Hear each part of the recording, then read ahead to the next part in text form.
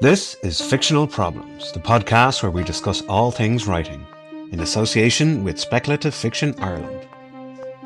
On today's episode, we're diving into more fictional comments from our fictional listeners. We'll be tackling topics like time travel fatigue, character memory editing and erasure, and the challenge of unreliable narrators who don't even know it. We will also discuss the use of machines with personality as characters, and how not to write dragons as humans with wings. So if you enjoy strange storytelling dilemmas and the craft behind solving them, you're in the right place. Join us. Now we have another comment. As I said, it seems to be time travel related, from Chronos O'Clock, who says he's, parentheses, running late since 1843. So, and... Sorry, brother, that's fucking fantastic. So, yeah, he Chronos O'Clock, in his comment entitled Time Travel Fatigue. Okay. Chronos asks, if your characters can time travel freely, how do you prevent every problem from being solved with just go back and fix it? Is it better to impose strict rules or to focus on emotional consequences instead? Also, is there a point where time travel stories collapse under their own paradoxes?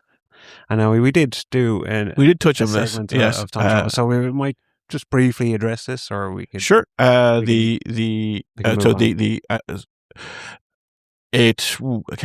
If you're planning on it being a one and done, as in a one novel, one movie, then emotional consequences can be enough.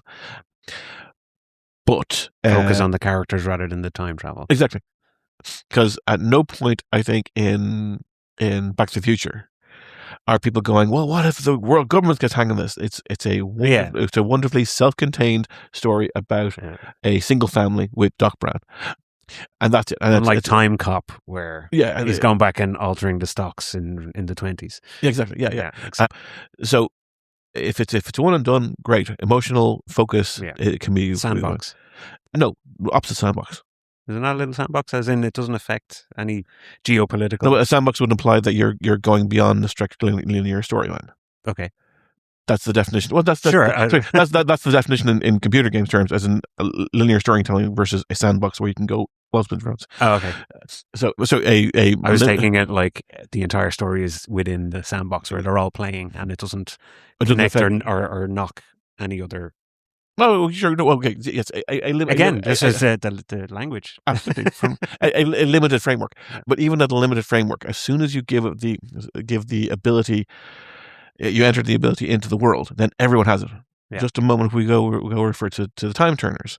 So Rowling introduced that as an idea of, this is a quaint little idea that Hermione can use it so she can do more than one class at the same time. Anyone has access to that, then they can change the world. Then Rowling goes along and destroys them all. No more time turners. They still the capacity still exists. Then she writes The Cursed Child, I think it's called, the play, where what's the fundamental thing in it? It's time travel. So as soon as you introduce the idea, then that's it. Your world is ruined. Yeah. So you're weighted down by it. Or you say your world is ruined. Your world is I misspoke. Well, it's affected by it, and it's a shadow under which it looms. Yes, there is a time travel element. Indeed, but your world is I guess pinioned by it. It's like introducing a nuclear bomb. Suddenly you have the capacity for nukes. But the thing is, actually, nukes is a good idea if you want to take it as a positive light, because no one's going to blow up a nuke. Or the next person who blows up a nuke will be politics. Will be. We don't know who's going to blow up a nuke next. Yeah, but we pretty much guess what kind of religious symbol is going to be on the outside of it. Anyway, but that is a capacity that the human race has that is not being used. But nuclear reactors are being used. So there is a case that it's having an effect, and the threat is still there. MAD still exists. There's still tons of nukes around the world.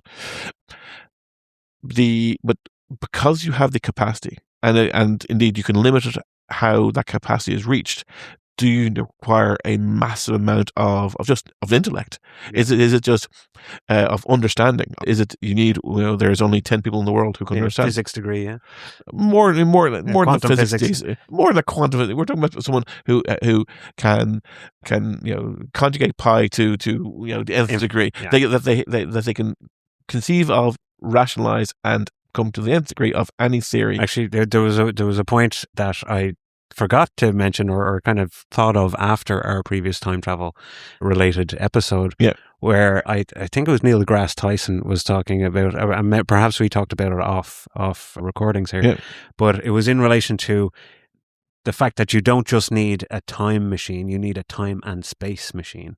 Because if you go, like, the Earth isn't going to be where it is in space if you go back in time in that exact spot. Yes. So you're going to time travel into open space, and the Earth could be over. If you're time traveling in summer, and you're going back to, in theory, if your story has time travel, and you want to go back to a winter date, years ago, the Earth's not going to be where your time travel time machine is. But and indeed, the entire solar system is moving through. So you're going to be just lost in space somewhere. Yes, and indeed, there's one of the rebranded Cloverfield movies. Yeah, where they were on a space station, and they tried to make it about Cloverfield, but it wasn't. It was a relatively bad movie. But they went through a time travel event, and they appeared. They were in orbit, and now they're somewhere else in the solar system, because when they popped back in, everything had moved on. Yeah, I don't know if they use that as a reading, but absolutely, it's an idea. It's an idea. It's just everyone needs a time and space machine. Oh, sure. So you go to the coordinates that you're. You can kind of hand wave over that of say, because we're locked in, say, the gravitational flux of this planet, then we'll always be in this location.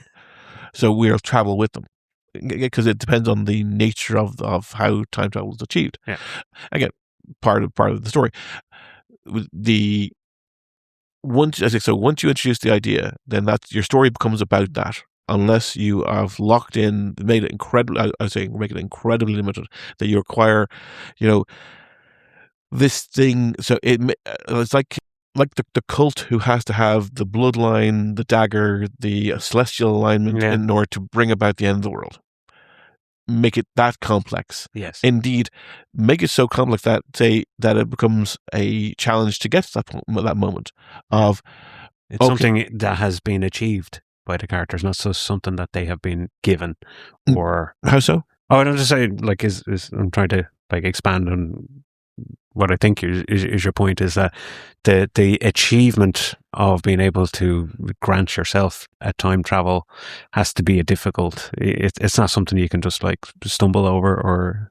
Oh, sure. Is that what we're talking about? Oh no, what I was going for was that the actual ability that is limited by, or that there's so many factors required that even the people who can have figured out how to time travel, they require this amount of unobtainium. They require this location to take your point about kind of time and space. Because they need to be odd. There's only a handful of you say they have to be at a Lagrange point, for example. There's all these elements that you put into the story of okay, these are these 5 elements that we require, and this government has access to 2 of them. This government has access to 1, and suddenly it becomes that's your mission. Yeah. Although there are plenty of stories where it's like the time travel isn't figured out. It's just like there's more comedy than not, where it's like accidental time travel, like fell through a portal, or the science is never even addressed. It's just white light, and they're in medieval England at Arthur's court in Camelot, kind of thing. So I mean, you can have that, but that's not going to introduce a problem of. Actually, why don't you go back and fix it? But that has the same thing in it. So, because then it becomes, how do I get back? Yeah. And that getting back is that portal. The wizard at the time will go, well, the merlin will go, the portal will reappear in 20 months' time. Yeah. And then they have the choice of whether or not they want to leave. Because then to the commenter's point, is like make it an emotional thing. Do they want to go back? Time, because there is a fantastic animated movie called Flight of the Dragons, which possibly is so ingrained in my skull that that's so influential to me that I saw it before I knew what Dungeons and Dragons was, and as soon as I saw Dungeons and Dragons, I went, "This is me." Like the whole gaming thing. And in that, a guy essentially goes into a fantasy world and then has to make the choice of whether or not to stay in that fantasy world or leave at the end. And ultimately he chooses to leave. But again, it's an emotional thing. Yeah. He saves the world by leaving it, essentially. So there is the time travel event could be completely outside the person's control. Yeah. In which case, emotion can be the deciding factor of whether or not to use that element. It also gets rid of the why don't we go or something bad has just happened. Yeah, let's go back and fix it with using time travel. Yes, you kind of you can't have ready access to it. Either don't have ready access to it or have it cost a lot to actually do in terms of resources or time or whatever it takes to. You can't just like go, feck, I broke my favorite. Or I crashed my car. That's my favorite car. I'm just gonna pop back in time. If you because don't make it kind of mundane, or don't make it just too easy.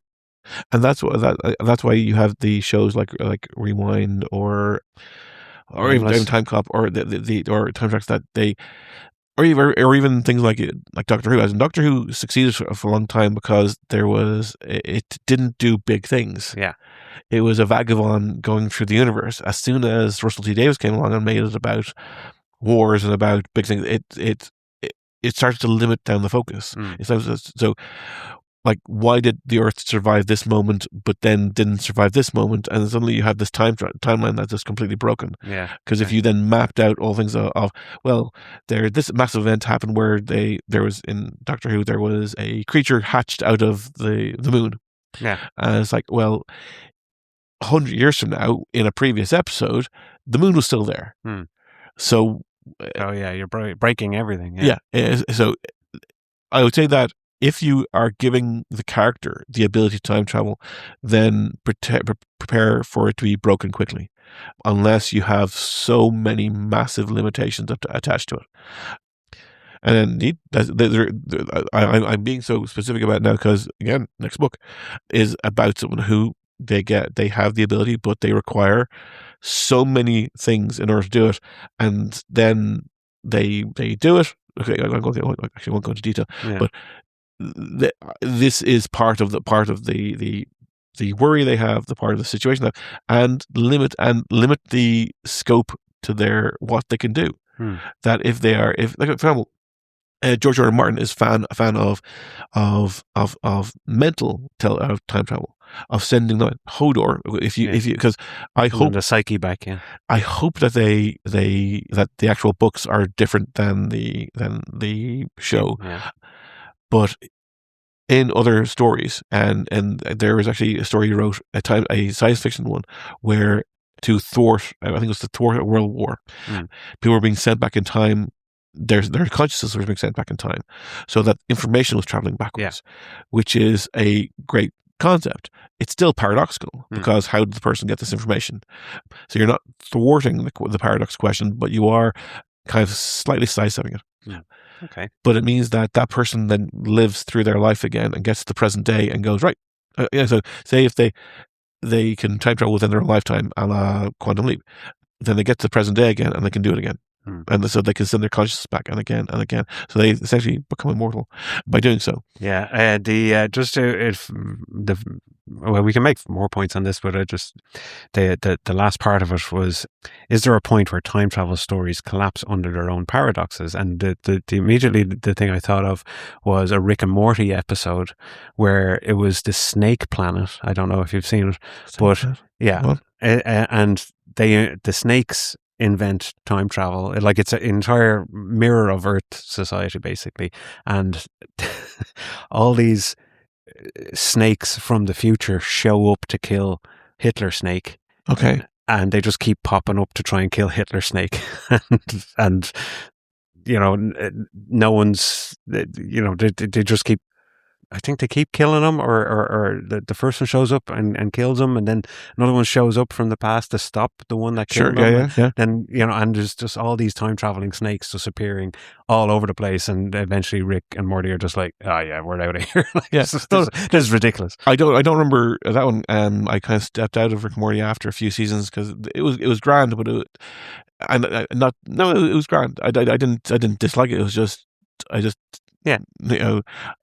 something about it was like it's same again. Yeah, okay. But because actually I remember talking to an old friend of mine about basically having that exact conversation that, okay, you kill off Hitler, okay, then the Allies win the war, and we'll call the hero, or the hero anti-Hitler. There's someone from the Hitler, because time travel exists, so there's going to be some Nazi in the future who's going to pop back and kill anti-Hitler.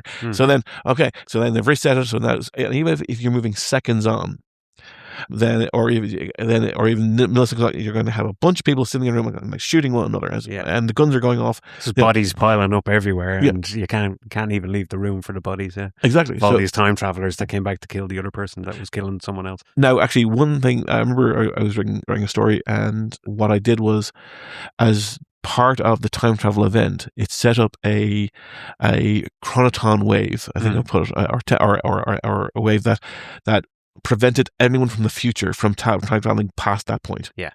So if I did a time travel event from today back into the past, no one would everyone who could try to could only get back to today. This point, and that's it. It's a great way to do it.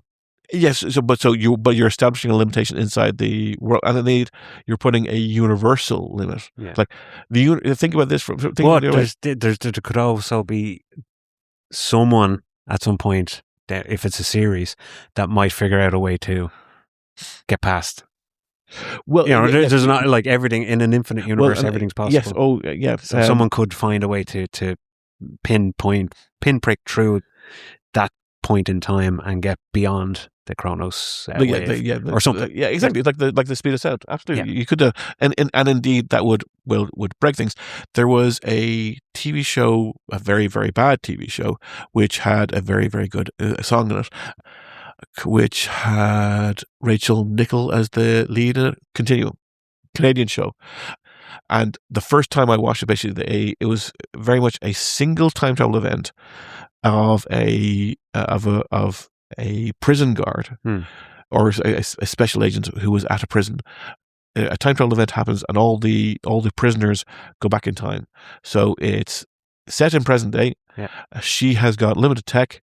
She meets up with a policeman to hunt down all these criminals. Very, very, very kind of, I'd call that a solid, if samey thesis structure. Yeah. And as soon as I saw this, I went, it ends with her erasing the timeline. Right. And I think, and because there was moments in it where the only way and she wants to get back to her child. And the only way to get back to her child is if she erased everything about it. Because as soon as anything changed, her child doesn't exist. She doesn't possibly exist in this future. And I want to say I'm right. So it's just like, no, if the timeline works, the timeline works. If the timeline doesn't work, then it doesn't work. Yeah. You have to figure this shit out. Yeah. Because Amy Adams' character should have. So basically, Amy Adams remembers having a conversation in the future where the Chinese general walks up to her and hands her his phone number, essentially. And Amy's going, hang on, why are you doing this? She should remember having the conversation in the past with the general using that phone number. Okay. So she'd be going, thank you. Yeah. She should have full knowledge of it. Yeah. That's why. And indeed, for a more emotional side of things, let's be positive slightly, she understood that following the timeline and indeed following it without change, which again, whether it be plastic or predestination, she knew her daughter would become sick. She knew her daughter. I think it's her daughter at that point. Okay, yeah. So she already experienced it. So if it was a plastic universe, she could just not have sex that day, or we're not having sex. We're not having sex for the first year, or we're having sex right now. We're getting pregnant right away. To thwart that from happening, because it doesn't mean that the condition will happen to all her children. Okay. So Okay, we are back with another fictional comment from another fictional listener. This time is a Leela remembrance. Parentheses, some assembly required. I'm thoroughly enjoying these names. Thank you. Well, these are all real fictional Real fictional people. And Leela's comment is entitled "Memory Editing and Identity." Ooh. Well done, Miss Remembrance. And Leela asks, or Mister. True. Leela asks, if memories can be altered or erased in sci-fi story, what defines a character's identity? At what point does someone become a different person entirely? And from a writing standpoint, how do you track character development when their past is literally unstable? Thank you, Leela, for that very insightful question. Okay, so let's bracket off the second part, because that in itself is an interesting thought. So okay, the first part. So I feel like I almost have to read that comment a couple of times to get my head around it. Yeah, almost. Yeah, it's almost like you weren't the one who fucking wrote it.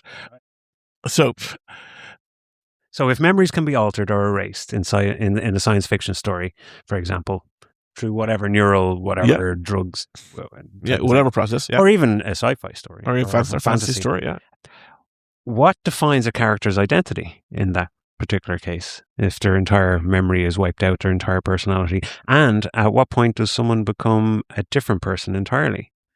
Okay, so the answer is nothing. Memories are people. We are the packets of our memories. We're the collection of our entire collective experience to this point. It's a nature versus nurture argument of, but I think that's painting with the nature argument is painting with a broad brush. Yeah, I tend to be along with, I think it was Otto von Bismarck who quoted saying, "Give me a child from 7 and I'll give you a leader of the world," or something to that effect. Essentially, education. Wasn't full of himself or anything. He was he established the German collective out of a multitude of different countries. He defeated France. He defeated Austria. Oh yeah, sure. But what has he done lately? He's provided sustenance to many plants. So yeah, not much. He's been quiet for a while. It's like part of conversation. His career's in a bit of a dead zone. Yeah. Literally. Trying to think of any sort of grave. His career's in a grave situation. Oh. Yeah. Sorry. Okay, you deserve that. Right. So I would be I think it was Dollhouse, the Joss Whedon show, which was about identity, which you took a packet of memories and they said you could build packets of basic personas and then implant them onto people. And that was it. That was like a blank slate every time. The person was wiped clean. Or Eliza Dushku, who now is a psychologist, apparently. Rather, she's left acting mind, which is grand. Wish her the best. Yeah, so she was a different person. Yes. With the implantation of a new set of memories and personality. Yeah. So if you have a character who is changing their memories, then you have a different character. Yeah. That is it. And indeed, same actress, different character. No, but as going back to the question itself, that you end up, say if you have a character who has one block of information, a block of personalities, or a block of memories, that is them. Yeah. And you start chipping away at them, then that person will be different. Yeah.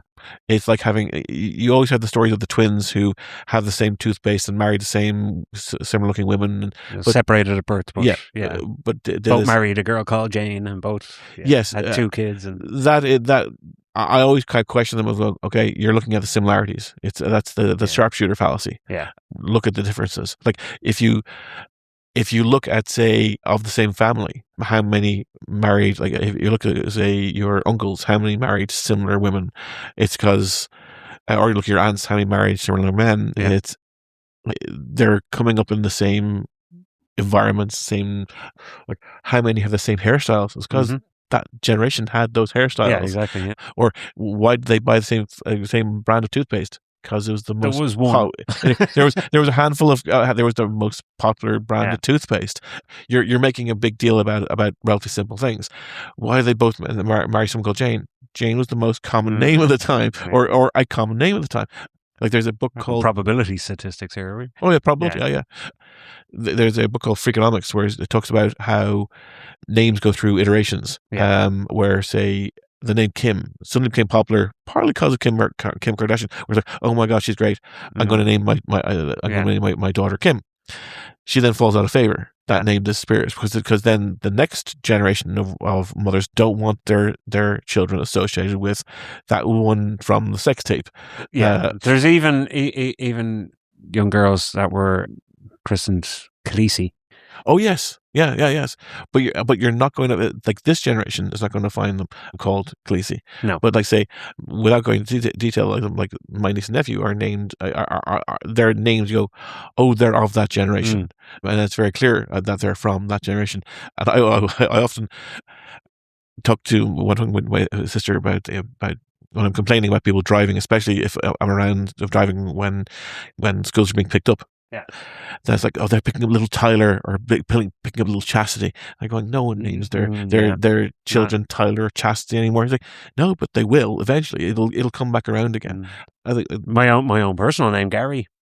Gary is. I keep seeing these articles of actually it's dying out. Yeah, the name is dying out. We're an endangered species right now. We Garys. Oh yeah. In my class in primary school, there was 5 Allens. Okay. There was Soper, Dunn, Quigley, McNevin, and Dowd, and that's 5 out of 30. Yeah, but if you, how many people are calling Alan these days? Almost none, because Alan is the name of an accountant. As much as Al is as what I tend to go by, it's you can be Alfred and Al. But I'm seeing myself in all kinds of memes. The Gary meme. Really? Yeah, it's kind of, from what I understand, Gary the sea snail in SpongeBob SquarePants was very popular. So Gary started being he's a little sea snail that is SpongeBob's cat, essentially. Okay, right. So he's this little character in SpongeBob SquarePants called Gary, and because of that, apparently this has spread this whole kind of Gary meme. And Gary's are it's just a name that keeps coming up, as in I see like different ads with Gary's being the fool and the idiot, or it's being a name of like Dwayne used to be before The Rock. Oh, happy days. Right. Yeah, it's like one of these kind of geeky names. I remember I was often, and we've gone away with the questions slightly. I was in when I was trying to get the kind of my kind of screenwriting career going. I was off in California for a while, and I spent some time with some actors and actresses in Hollywood.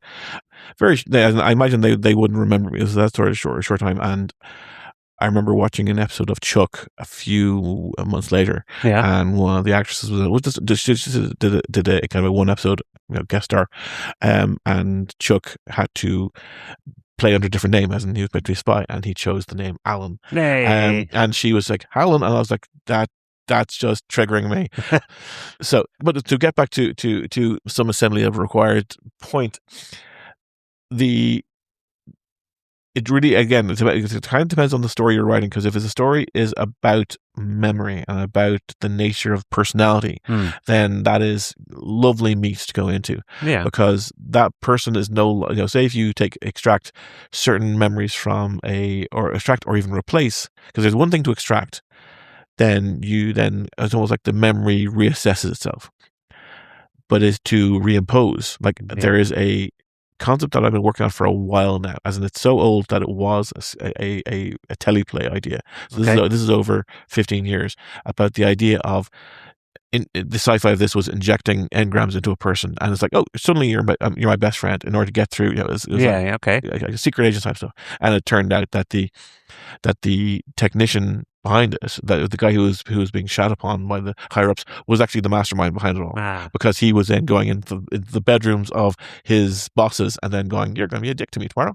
And so he was manipulating, who's the puppet master for it all. And then the hero kind of ultimately figured out, hang on, I'm not the person I think I am.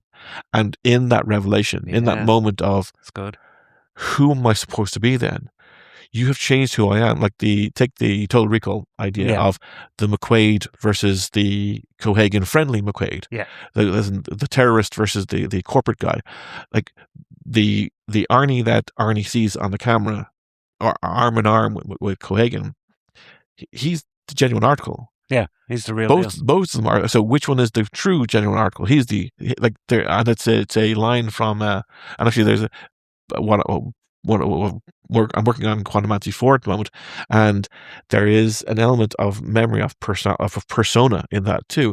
The idea of Zen and the Art of Motorcycle Maintenance, the character a book that I've continued to read and never fully understand. Okay. I've read it 4 or 5 times at this point. It's one of the few books. You'll get it one day. Yes, the first part I understand completely. The second part, it goes into the nature of philosophy of quality, and it's like it's this deep stuff. And I was like, I'll figure it out at some point. I hope, but it's the one book I'll point to that I've read multiple times and I will continue to go back to. But in that, there is a character called Phaedrus who was the original owner of the person's body. Oh, okay. And there's this great line, I think it's close to the end of the first part, where the character is having a realization that these hands, they used to be his. Yeah. And that revelation, so not just the idea of what if memories can be removed, but it's the idea that what's left behind when it does. Oh no, I'm the renter. What if the idea of you have a person, so the dollhouse idea of a person gets completely blanked and the new persona gets popped on, and that new persona is told, yeah, you're not the original. Yeah. You're a renter. The impact that would have on that person, psychologically speaking, you'd be just freaked out. Yeah, the idea that this body is someone else's, that this that you can go through all the past, because you are built from your past. Yeah, you're built from your past traumas. You're built from your. I can go through that. You can't help but become personal about this stuff. Of course. About you can identify your own traumas. What if those traumas didn't exist? Yeah. What kind and. Would it free you in from certain inhibitions that you would have, or certain cautions, or you would be a totally different person. You would approach everything in a different way than you would. Yeah. Because if you say if some event doesn't have to be a traumatic event, but just even in a positive way. Yes. If that particularly positive memory of an interaction with someone is removed. Yeah. Then the person now can't rely on that positive memory to inform their decision of how they're going to interact with the person in front of them right now. Exactly. Yeah. So, where an experience of having trusted someone and now they don't have that, then they don't know that trusting someone is something you can do. And vice versa. The idea that you have established a mistrust. Yeah. That you... the one thing I've referenced I think in the past is the idea that the name Kevin, or this is I've used this as a reference. This isn't true, but I use it as a reference that I hate people called Kevin. Right. Why? Because you have memory of people who have interacted with you called Kevin, and you have now attached every Kevin is an asshole. All the negative personality traits are the Kevin you knew are Kevins. Yeah, transplanted onto the new Kevin. Exactly. And so you meet someone and go, hey, you're just bouncing up. And I was like, oh, sorry, what's your name? Kevin. Bye. Oh, and you want to take out, and it's like you're making stabbing motions towards them. It's like, why? What did I say? Nothing. It's just people called Kevin. There's no connection at all. No, that's completely illogical. To someone else called Kevin, it doesn't. There's no connection at all. Yeah. So it is. So to return to the idea of the question, if it's a story about memory manipulation, yes, you got so much meat there there's a lot there, and how to write that is very. It will become. It's a how to write it. I'd say it has to be personal, because simply saying having mass groups of people or having a as detailed as like a Game of Thrones kind of mass of characters, it would be hard for the audience member to or the reader to remember that Bob had that experience, and it wasn't Roberta, and it wasn't Kevin, and it wasn't as like so. Yeah. And at the end, you can go, "Aha! I tracked this all out on my Excel spreadsheet," but the reader didn't. You would have had to have done a significant amount of backstory to remove in order to remove it successfully. Yes, and indeed, it has similar correlations with time travel. Yeah. That it actually, no, it has exact correlations to time travel, because if you go back in time and change something in the past, then every character has to be affected by that result. Yeah. But if you only change the memory of what happened, then if those people who are part of that memory no longer exist, or say are not part of the story, for example, say if you had bad memories with your parents, for example, and those parents are no longer part of the present day story, then that has the same impact as if you went back and changed the root cause, or the root, not just the experience, but the memory of the experience. And within the world of the book, be that a single character's perspective or be that dealing with universal themes globally, it completely and fundamentally alters the world of the book. Yes. Like completely. Like if the characters change into such a degree of being, we'll say, authentic about the memory loss aspect, and not just a convenience of, I forgot that specific thing, and everything else is the same. But if it's like a personality, like depending how far back the memories go and how far back was removed, that fundamentally just you have a different character going forward from that particular point. And you're also, you mentioned something about authenticity. Yeah. What about including in the narrative a lie?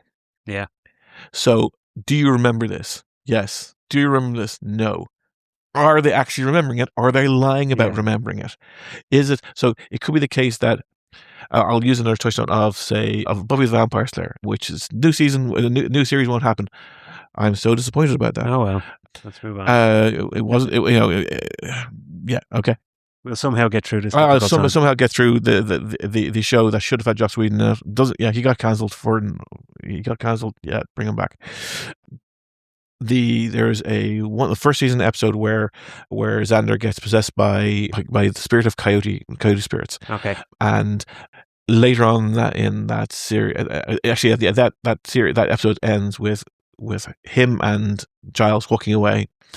Okay. And because a rare moment, the two of them chatting and kind of establishing of their relationship, and Giles going, "Yeah, I've read up, and there's no there's no reference to lack of memory. Yeah, it's like, yeah." And then he remembers everything. And then it's referenced later on. It's like, well, I was like, I'm a beast. I remember I was a coyote, and I think it was Buffy who went, "You said you didn't remember any of that." I did say that, didn't I? And they continues on trying to get past the moment. Yeah. And so in that is again a example of whether or not the person has a memory and then lies about it. So the honesty of the narrator about, or how even telling the story. Are you telling it from the person's point of view? Is the narrator being honest about everything they're experiencing, or they're being dishonest?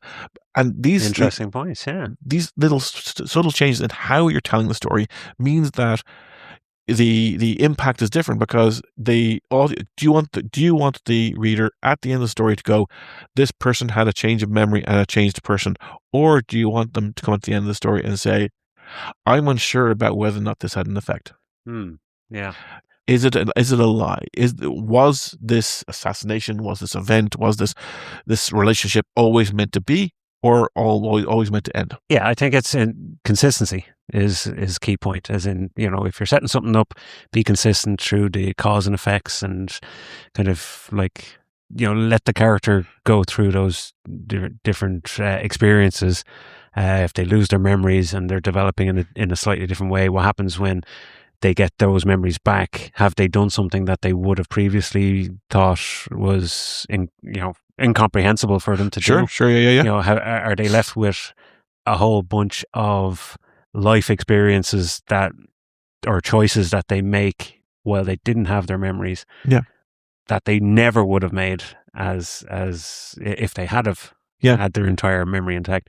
And yeah, it goes to, I think in terms of writing, just kind of keep the consistency, as in, what did they lose and what effect that has on the character in a realistic kind of framework. If you're talking about parts, you're talking about saying total memory, saying that memory was that character. Yeah. That the moment when Bruce Wayne loses his parents, that moment puts the course. So you have to identify, and indeed that could be part of the discussion in the narrative itself, that the technician people or the scientists going, well, we have to identify the target point, and if they fail to that, and that could be the key to the end of the story, that they failed to identify the correct target point, and the person was the same all the way through. Yeah. So a lovely question. Thank you. Who was that from again? That was Lilia Remembrance. Yes. And funnily enough, you mentioned unreliable narrators, but we do have another fictional comment in relation to unreliable narrators. Who is this from? This is from, it's just, the first initials is, I am probably wrong. I am probably wrong. I am probably wrong. Probably wrong. And my pseudonym. And their comment is entitled Unreliable Narrators Who Don't Know It. Oh, God, that's good. Okay, sorry. An unreliable narrator who doesn't know it. So their comment, their question, I suppose we can address is, what's the best way to signal readers that a narrator is unreliable without the narrator themselves being aware of it? Is it all subtext and contradiction? Or do you need subtle external clues? And how do you avoid readers feeling tricked instead of intrigued? Okay, so that's also a lovely question. Thank you. I'm probably wrong. Thank you. I am probably wrong. Right. So the unreliable narrator who doesn't know it, who doesn't know they're unreliable. Yeah, they think they're telling the truth, but wow, that's a complex world. Yes, so right there. I'm going to go from the negative first, just for a change. The unreliable narrator who doesn't know, the worst case scenario is that the writer doesn't know. Of course, yeah. The writer should. The writer should know, and this is one thing that, again, because at the moment I'm working in Quantum Fantasy 4, and the that has the bard is the narrator, so they're a narrator, and they're both part of the story and the narrator to it. So they are aware of things. So they're essentially writing from a future point back in. They have a god position even of what they're doing in the story. Their commentary on it is almost, this happened. Yeah. I did this. I said this. But they're very rarely in the story, so that it's just how, like, I'm great when I did this. Exactly, but I tend to kind of pull it back rather than, and almost remind at that point that he is the narrator. Take his words about what he's saying about himself almost with a pinch of salt. So in that, I'm saying that there is a element of unreliability. But I have to be aware of everything that I have said as part of the narrative to ensure that everything is correct. Because you can use that. You can use the unreliability of the narrator to then switch it in, going, and because you want the reader to follow along. Yeah. If you're intending to flip the script, you want to seed it in enough. So you have to be aware of all the pieces. It's not too jarring and doesn't come out of nowhere. Yes, that it is a logic that.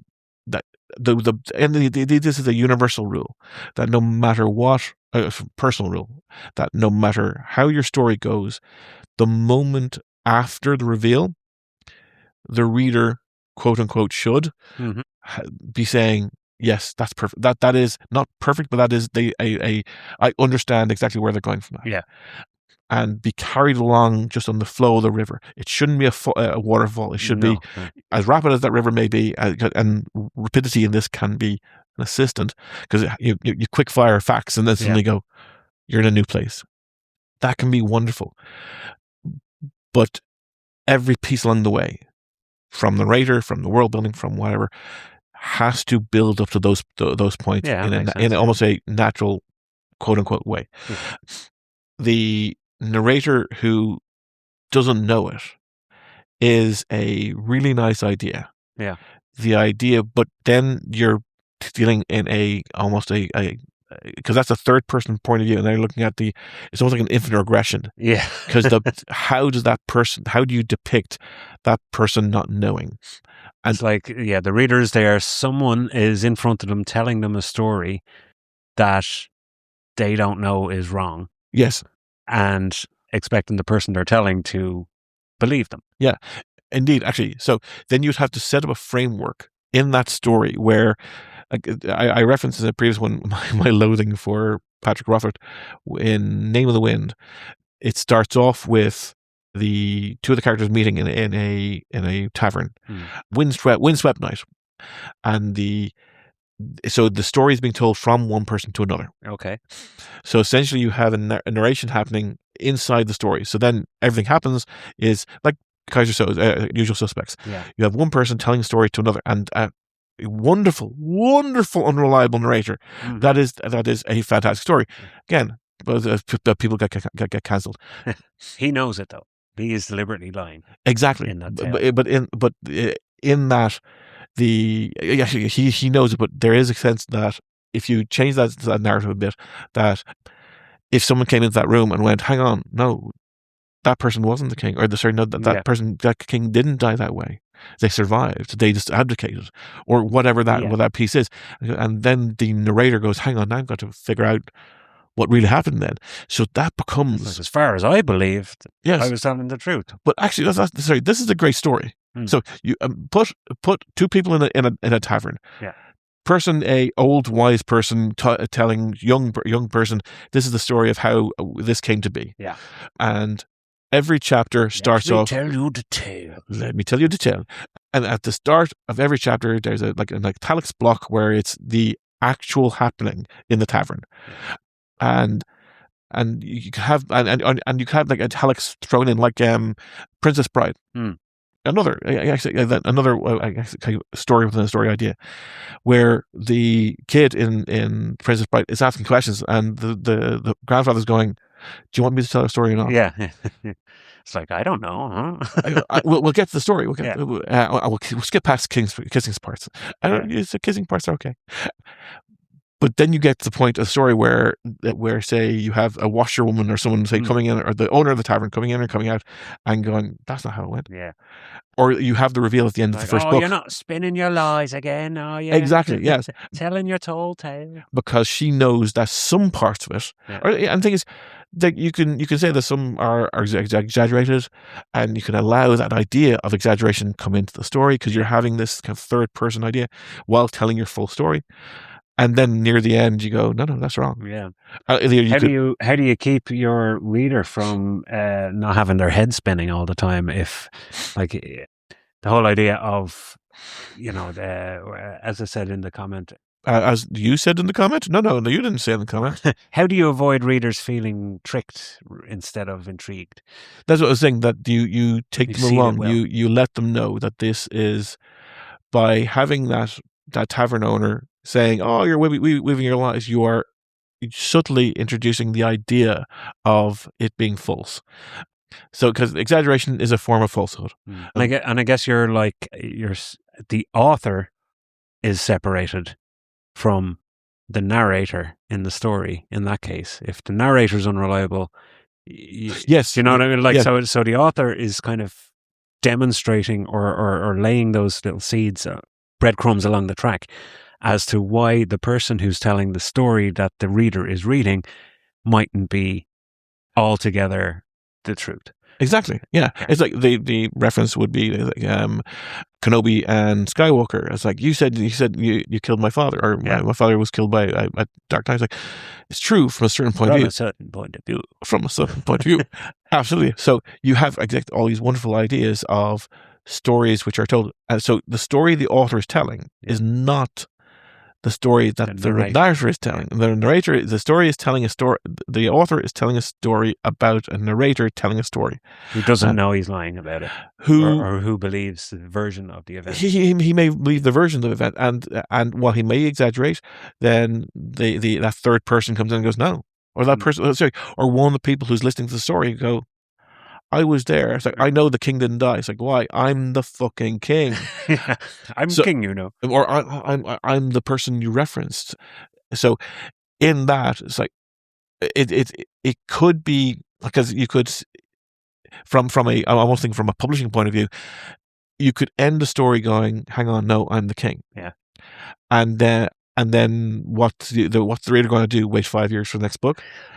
Because That is because that's the idea that's proposed here. The not making the reader feel tricked. Yeah, or because the sequel bait. Yeah. Because the story itself could function perfectly well, and if you remove that, but I'm the king. Yeah. Then or even if it isn't a reveal, it's just a question of, so the author is separated by the narrator who's unreliable. Doesn't mean that they're like, especially if they don't know it, then they probably have the good intentions in what they're spinning a yarn. Yeah, spinning a yarn, embellishing where it needs to be embellished for the sake of entertainment for whoever is listening, which is the reader. Yes. So it's a bit of a slight juggling trick that you have to do in order to ensure that the reader is aware, or are they aware that the narrator is unreliable?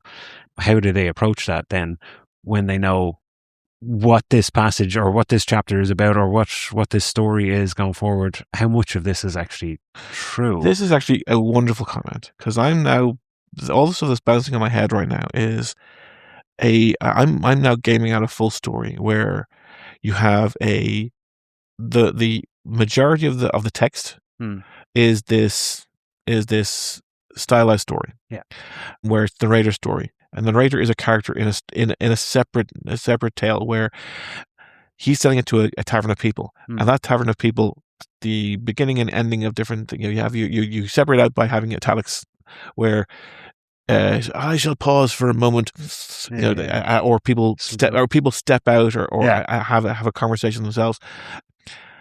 And this was like, what if that story is propaganda? Yeah. What if this guy believes it, but it was set up by someone else's propaganda, and now it's gone around the kingdom about the truth of the Dark Knight? That take it that he is telling the story of Darth Vader. Yeah. Where his version of the story is, as we saw in Star Wars. Yeah.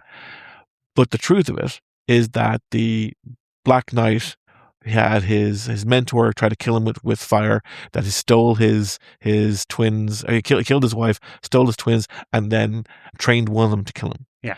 So the truth of the matter is the non-Star Wars version, and he's telling the Star Wars version. And you don't necessarily have to have the line, "No, but I'm the king," or "No, I'm the knight" in the book. But what you can do is you can have this other story going on in the background, so you can entertain with the primary story about all the woe-betide and all that happened, and you can have the hints of what's happening in the background, and then the opening line of the next book, or say the end line of the first chapter of the second book can be, "No, I'm the king." Yeah. And then you're setting it off, and then you have the joy of you're treating the reader with respect, as something we've many emphasized in the past. Yeah. You are taking them through essentially one cover story, one side of the story, and then as you go along through the second story, what you can do is you can almost flip the italics for the second book can be the fake story, and the plain text from a different point of view. No, what I'm playing out here is the idea that the narrator then gets brought along on the journey as they go back to the kingdom. Yeah. So the king essentially is then telling the actual story of what happened in that period. Yeah. So because one thing that we've referenced before, this author that will remain unnamed, I think they wrote one book, and then they wrote another book from the point of view of same time period. The same time period, and it wasn't good. But the idea is that you can, by recontextualizing the information, because you're going to do it. Maybe that author I just mentioned didn't know that she was going to write the same book again, or need to do that. But if you are planning out, it's almost like you write instead of writing the 600,000, the 60,000 words or the 100,000 words, you're writing 200,000 words. You know, you got these two books. It's a duology. And you intend to go, here's my chopping point. Here's book one. Here's book two. So here's narrator one. Here's reliable narrator. Exactly. And the thing is, what you can do is you've already established the idea of the story being incorrect, and indeed, you can have the at the end of, say, book 2, then you can have all the final battles and all that sort of stuff.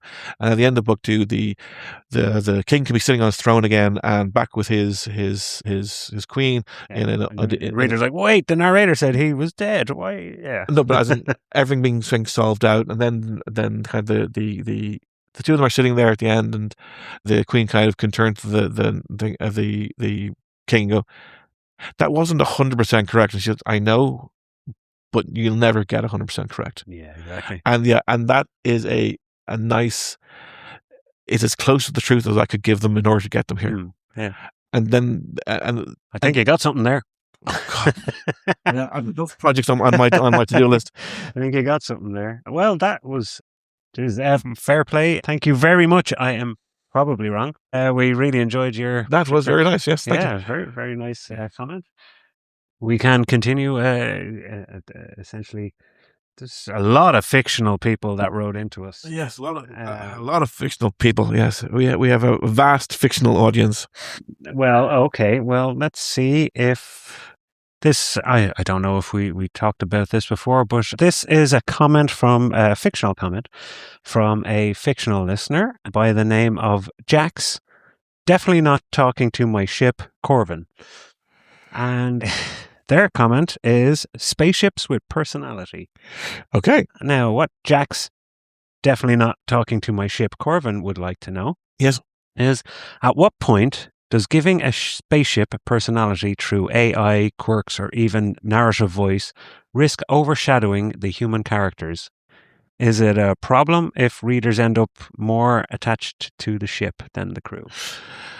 To delve back into sci-fi again? I would say, okay, so I would initially say, no, that's not a problem. If you look at the Enterprise, the Millennium Falcon, Serenity, you look at ships, they are characters. Yeah. When the Enterprise gets destroyed in Search for Spock, that's a heartfelt moment. They're like, no, my favorite saucer shapes. Yeah, I like saucer shapes and I like tubular shapes, and they put together very nicely. Yeah, my favorite Enterprise just got blown up. Well, when the Enterprise D, that's my favorite Enterprise. But even they so should have done the Star Trek Legacy with Enterprise G. That would have been so much good. So good with Seven as the captain. That was so good. We did talk about that before. That would have been a much better option than whatever shit. Yeah, whatever fever dream they happen to have afterwards. Well, that's another thing we'll get to at some point, because the Academy first season of Academy finished with a very specific, I will almost call it soliloquy by the captain, but we'll get back to that in another point. I haven't watched one episode. I don't intend to. Yeah, I'm done with Star Trek. They filmed the first 2 seasons, so they have to show if they're going to inflict this on people again for a while. Yeah, but I'd love to see the ratings for it, and to see how badly they're done. So the first, when we were talking about spaceships with personality. Yes, okay, that's right. So I wouldn't say the ship has the personality, it's iconic. The Enterprise is iconic, but it doesn't necessarily have a quirky personality, or it doesn't sass. Okay, sure. Yes. The first thing that came to my mind was in Hitchhiker's Guide to the Galaxy. Where the ship is like, okay, buddy, glad to do whatever you command. Yeah. Whereas it actually has a personality rather than just obeys commands. Oh, sure. Well, I say with Heart Gold, I guess they get that a level of artificial intelligence that's just functional. Yeah. That's it's a fun, sparky voice. Just responds to exactly. Yeah. Like you have this Battle Beyond the Stars, where the lead ship, I think it was called Cora. Okay, yeah. That had a personality to it. In M. Banks's culture novels, all the ships have wonderful names and have different personalities, and they're just characters. There is a role-playing game, an award-winning role-playing game called Mindjammer, where you can play as a ship. Yeah. Okay. In Andromeda, the TV show, which was good to the start, and then when Kevin Sorbo took over, it went bad. Like you can actually track the point at which the quality goes. Ooh. Yeah, is he on water skis, jumping over a shark? A space shark, yes, absolutely. Space shark. So that has all the, and indeed all the names are very Yeah. culture-esque, and indeed they use culture-esque terminology, as in the bullets they use are called effectors, which is a culture term. So I would say that it doesn't overshadow. And actually, the one of the first screenplays I ever wrote had a ship in it called the Craven Image, Yeah. or CAS, or sorry, was it not Craven Image? Casual Homicide, or CAS. And I don't think overshadowing is something that is likely, but unless how it's written by the author, Yeah, sure. that if you make it the main character, then yes, a main character can overshadow the lesser characters. Yeah, or just like, again, if you're giving it that type of personality, that is a character in and of itself. So Yes. it essentially, like, it doesn't matter if it's ship or crew. Yes, it's another character in your story. If that's what you're imbuing the ship's AI with, for example. Yeah. If you give them thoughts, yes, or consciousness, or sentience, even to a degree, they're aware they're a ship. Yeah. They're aware that they have a crew to look after. They have, then that is just another character in your story. Yeah. So we have to reference TNG again. Tin Man. Yeah. Tin Man, fantastic episode of TV about a ship living in space where he essentially bonds with a telepath called Tam Album, played by the same guy who went on to become the mayor for Buffy. But it's a wonderful, wonderful expression of a character who is lost, a character who has failed their crew, and the fact that they are a spaceship. It's a person who has there was a radiation leak, their crew got wiped out, and they are now lonely. They are suffering from trauma. They are at the end of the rope, and they know that the star beside them is going to go nova because they want to die. And it is that's a human story. Yeah. It just so happens that it looks like an acorn and it flies in space. Yeah, exactly. It's a beautiful space. It's a beautiful spaceship, and when the two of them meet and they bond, you have a person who has never found a home, who can serve as a maybe as a temporary patch, as in the two of them need each other for this time, and then they'll go their separate ways at some point. Yeah. Like the fact that they've never, I'm in two minds about whether the fact that they've never gone back to Tin Man, because if one of them exists, then there has to be more. There has to be more out there. Whoever built the ships, yeah. The fact that they've never touched that again, I'm so happy about. It would be a wonderful thing for Star Trek Legacy to investigate. Could have done. So all these things that should have or could have happened. But I was kind of thinking of not necessarily a ship, but I believe there was an episode of Knight Rider where the car gets destroyed. It gets. Yeah, they have to remove kit from the old Trans Am, and they have to put it's a chop shop. It's at the end of season 1, I think, because I remember they it's a setup. So the villain sprays the Trans Am with some chemical to destroy the way more detail than I remember. But this was my Saturday nights as a 7-year-old. It's like a street sweeper, sprays it with this liquid, destroys the bullet resistance of it, and then they have just a whole bunch of people just basically come at it from different things, and they have to remove kit, as in the processor, out of the car, and then it's the technician girl whose name I forget, and essentially with a chop shop, they build a new version of the Trans Am which can go super fast. But you are feeling for Kit in that 100%. Like, yes, Kit is an actual character in the show, like of equal standing. Oh yes, yeah.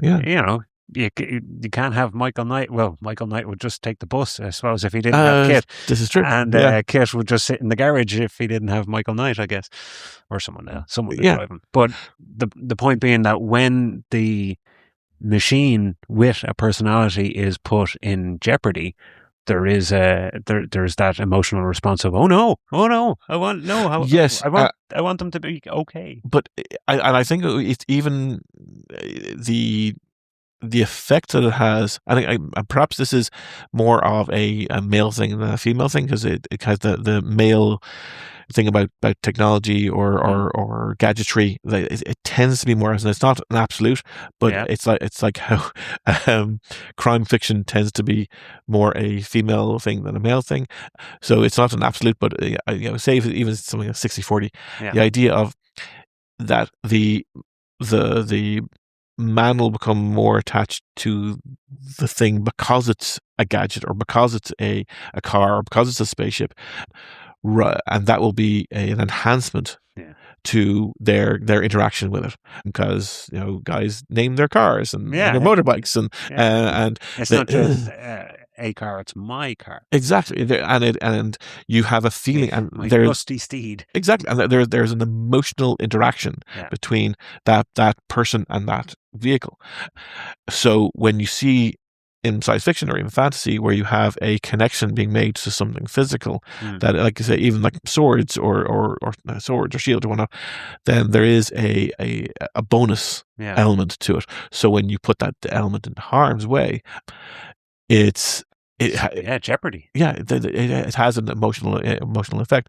So I would never say, because but it is just a character, and just being heavy. Characters can die. Exactly, characters can die, and they can be remade. So the idea when I guess in Star Trek when they're given the Enterprise A, that's like, we're coming home. Yeah, and that moment brings tears to your eyes because you are coming home. It doesn't have to be the old Enterprise.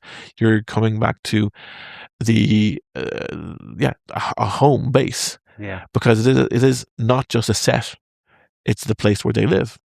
So it essentially then addressing that other part of the question, the last part of the question, is it a problem if readers end up more attached to the ship than the crew? I don't think so. That's not a problem if the ship is a character in your story. Well, I would say that we sort of addressed that in the idea of the more part of it. Yeah. That they can care about it, absolutely. But if they're caring about one character more and the author doesn't want them to care about them more, then that's a problem for the author. Because they've spent too much time going, isn't the Enterprise great? Or isn't Kit wonderful? They have made the crew secondary. I don't know who said this to me, because it's in the back of my head that the idea, it may have just a one of these 10-second TikToks or 10-second reels, that the reason why dragons have riders is the same reason why a hippo has those little feeder birds on top of them. Brilliant. That they can't see behind them. Yeah. Or when they're flying along, they don't, if they threw out their fire, they're not going to feel someone on their back if they're giant. Even if you strap like a saddle to them, then it's like wearing a backpack, and it's going to go around the wings. It's going to be as unintrusive as possible. They're flying along. They're not going to fire their fire straight ahead, because that's going to go into their face. Yeah. But it's not going to be an effective weapon. But having someone on board that can fire arrows, or has a lance, or has magic, or has something else, and they can look around and go, hang on, we've got someone coming from behind, that is helpful. It's as helpful. A dragon. Exactly. Yeah. So, and in that case, you could say that the ship is the dragon. Yeah. They're the primary character, the rider being secondary. So you can have the point of view written from, yes, this is the dragon point of view. And yes, the crew could be very important. You could write a story where the ship is the main character. No Absolutely, problem. yes. No problem. But weirdly enough, you should bring up dragons, because I think I have another comment. This is another fictional comment. Another one? From Sir Reginald Scalesworth.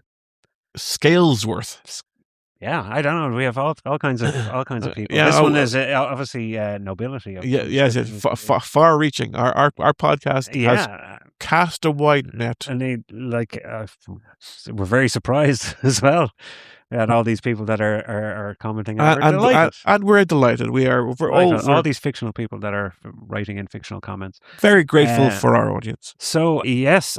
Sir Reginald Scalesworth, how should we even refer to him? Is it it's Sir? Sir? If it's Sir, well, call him Sir.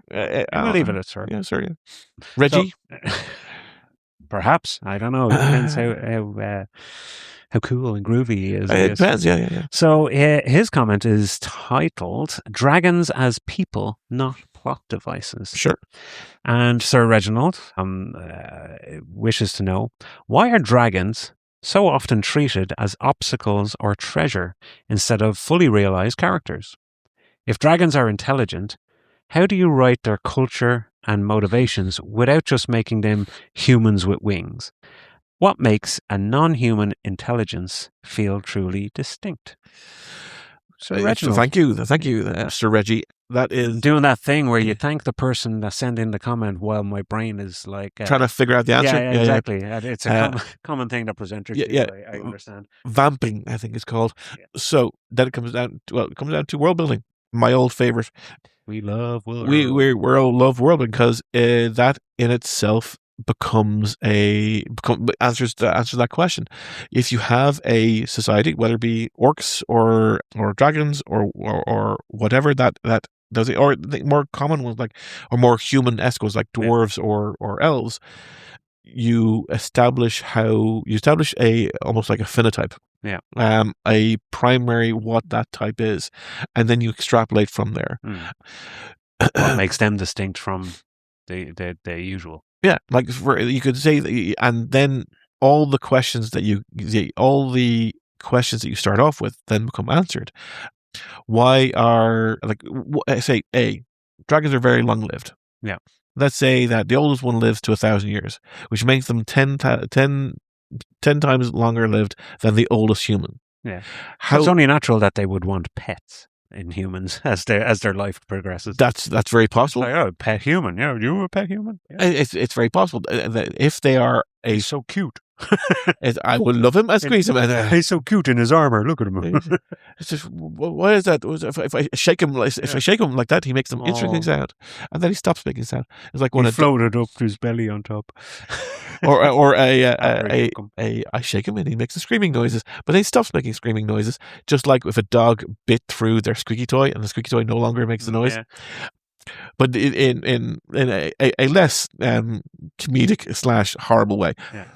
From the point of view of, say, building society, as is the dragon society, are the dragons that we encounter in, say, other typical typical fantasy, the outsiders? Yeah. Or is a dragon flight exists in a different country, have these escaped persecution, or are the loners, or the hermits, or are they the non-typical version of the dragon? Yeah. Is it the case that where they live, they have a natural form of bedding, or that they all get that gold for them is only useful as bedding? Yeah. So that when they go to these other kingdoms and they settle in and there's no dragon here, okay, they steal a bunch of gold because that's the only thing all I can sleep on, because it doesn't set fire. Yeah. Or that if you do set fire to it, or if it just melts, it's a metal. It's a soft metal. Yeah. So you're setting a difference between what's happening in their actual society versus what's happening outside it. Is this the case that because they're so long lived, how often do they have kids? Is it the case that is it a patriarchal system? Is it a matriarchal system? I just had a thought with the the whole Lord of the Rings thing when they sneak in under the mountain and Smaug is there, right. And I was like, really, what he should have done was when he had all that big pile of gold, just melted it into his shape like memory foam. Sure. And there should be just this massive block of gold that he melted down and scrutched into to get comfy, and waited till it hardened, and then that's his bed. Oh, sure, but there was one off screen. Well, but I would say that the fluid nature, the size of the body, the size of the dragon, like a giant beanbag, I guess. Essentially, yeah, exactly. The coins are the size of beads. So, and you can happily sit beanbag. Yeah. Exactly. So, and then you can get comfortable and you can move around because your body's not that single memory. So, so having the society built that you can make statements and then build from there. It doesn't matter that it's a dragon. It doesn't matter that it's an alien. It doesn't matter that it's an elf or a dwarf. You establish what you want for it to come out, and then you stick to it. And that's the really important part. That you can't halfway through a novel suddenly go, oh wait, no shit. Yeah. No. Or halfway through a series, or suddenly give them an ability that suddenly they can't have, or make your statements in as because your statements don't have to be absolute in the fact, because you can have your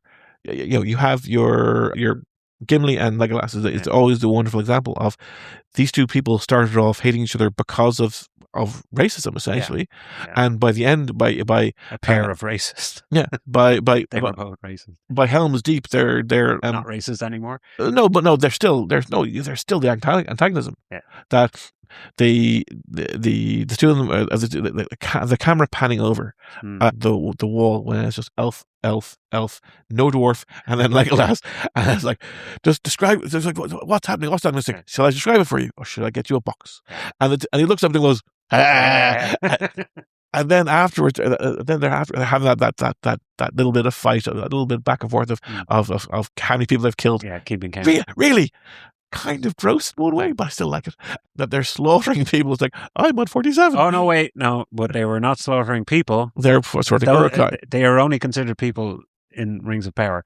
They were orcs. The Uruk-hai. So, because the Uruk-hai aren't in Rings of Power. And because Rings of Power is really shit. Yeah, but they were just mindless warring machines that didn't have their own lives. Yeah, yes, they are like stormtroopers. Exactly. Exactly. I don't think that's right. No, or the clones in the clone army.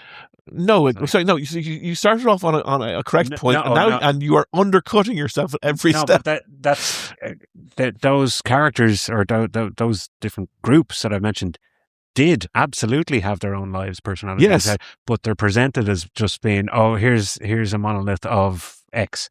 Here's stormtroopers. I would disagree. None of them have wives and kids at home. I'd say the stormtroopers possibly. I'd say the Clone Wars definitely have their own lives. But later on they explore them. Yeah, but even when they're naming them in the Clone Wars movie, as in the first Rex, they start referring to them by name. So, and even if they're referring to them by number, it's still a name. So, or still identifying one person from another. But so going back to the question, the idea of Sir Roderick's society, it's any particular character, any particular thing can become the object. Indeed, all characters can serve as objects as well. So it's just how it happened. I think he may be a little focused on the dragon end of things. That may be a little bigotry on his part. Well, maybe he's had bad run-ins with dragon. He sounds like Sir Reginald Scalesworth. His family certainly seems to have. Yes. Well, no. Unless they were bakers or accountants. He's a dragon. Sir Reginald? Yeah. I didn't get that. I got that. He's a dragon that's also a knight, so he's a dragon knight. They could have knightly orders inside dragon societies. Why not? Yeah, that's something I've never seen before. Yeah, so where they have like an entire dragon society where they have dragon janitors. Well, they don't dragon scientists. Well, then you talk about how the society is formed. Yeah. That is the case that they have servitor races. So they have dominated their area and they have no problem in living. And because do they need a janitor if they're living in a cave? You want to keep the cave nice and tidy. Not necessarily. There's no necessary. All the bones are building up a bit. It's a bit stinky. Perhaps, I don't know, but then again, that's part of the how are they? Because I think you're looking at them more as a beast than as a character. Because is it the case that do they eat in the same place in which they sleep? Yeah. No, they may go off. There may be somewhere else. Do they? So it all comes down to world building, essentially, like you're saying. Yeah, absolutely, and that accounts for their motivations as well as their cultural kind of ties. So their motivations can change as well as any other characters, I guess. Absolutely. Yeah, very progressive. Absolutely. There is all these different elements that you don't have to presuppose. I think the only thing that you're presupposing is that they have 4 legs and 2 wings and they're scaly. And they're large. Like I remember there was as in years ago. This is so long ago. I don't know if it was my idea or someone else's idea that I'm espousing.